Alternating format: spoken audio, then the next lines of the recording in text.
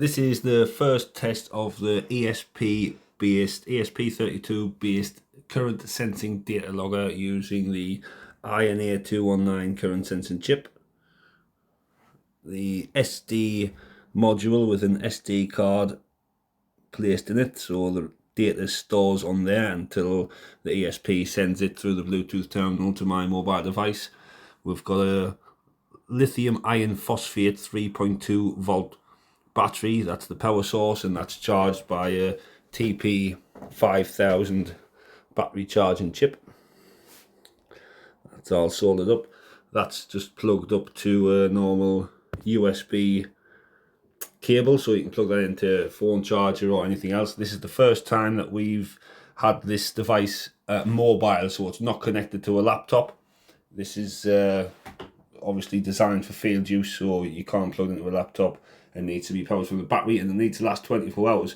So because it's a current sensing chip, it's a current sensing device, I've decided to use it to test its own current itself to see if it can last for 24 hours. So we've just connected the Ioneer 219 current sensing chip, the positives and the negatives from that, to the breadboard. We've got a little test circuit set up here, so that's a 100 ohm resistor from the one side of the resistor going into the negative side of the Ioneer 219, and the positive side of the Ioneer 219 is into the positive serial bar of the breadboard.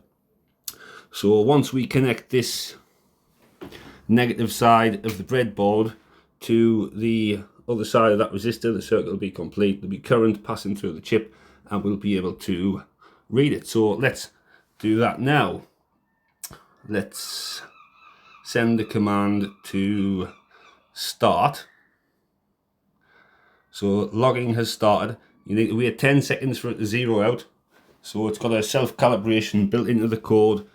You press start before you connect it, so it logs to 0.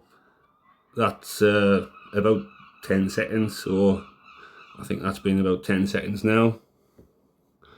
Let's plug that in. That circuit's now complete.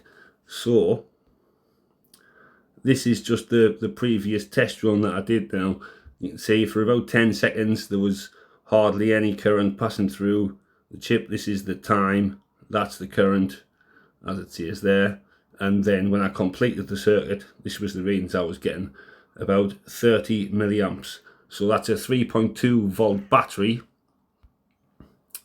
3.2 volt battery passing through a 100 ohm resistor. So you can do the maths, Ohm's law, figure out what that's supposed to be.